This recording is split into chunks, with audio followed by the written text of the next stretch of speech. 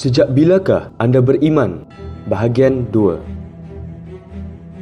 Berikut ialah dua prinsip yang menjadi dasar untuk memahami wahyu Allah dalam menjawab persoalan sejak bilakah anda beriman. Prinsip pertama, Allah tidak mungkin menurunkan wahyu yang saling bertentangan antara satu ayat dengan ayat lainnya kepada Rasul-Nya. Mustahil Allah menurunkan wahyu yang saling bertentangan antara satu ayat dengan ayat lainnya kepada Rasul-Nya, walaupun ada beberapa ayat yang dilihat berbeza secara tertulis, tetapi maksud daripada ayat itu bukanlah satu hal yang bertentangan. Justru itu, ayat-ayat yang dikesan bertentangan sesungguhnya merupakan ayat-ayat yang saling menguatkan, terpulang kepada kemampuan manusia untuk menghurai dan mencari titik temu daripada ayat-ayat tersebut.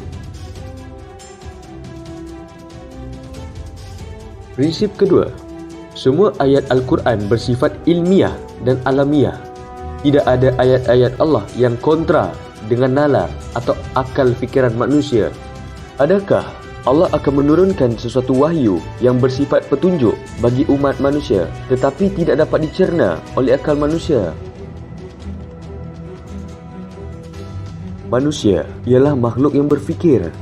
Allah selalu memerintahkan orang-orang beriman untuk berfikir, merenung dan mengkaji segala yang ada dalam kehidupan ini. Allah sangat senang dengan orang-orang yang ingin memaksimumkan sarana berfikir yang telah diberikannya secara khusus kepada manusia.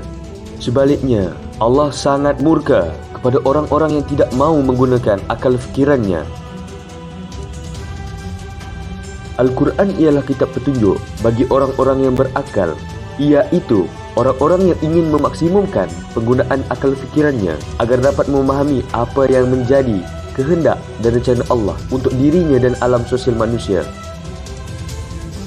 Surah Yunus ayat 99 hingga 100. Dan jikalau Rabbmu menghendaki, tentulah beriman semua orang yang di muka bumi seluruhnya. Maka apakah kamu hendak memaksa manusia supaya mereka menjadi orang-orang yang beriman semuanya? Dan tidak ada seorang pun akan beriman kecuali dengan izin Allah, dan Allah menimpakan kemurkaan kepada orang-orang yang tidak mempergunakan akalnya.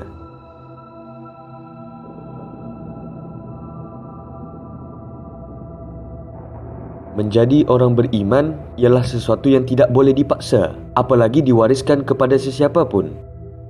Iman itu anugerah Allah.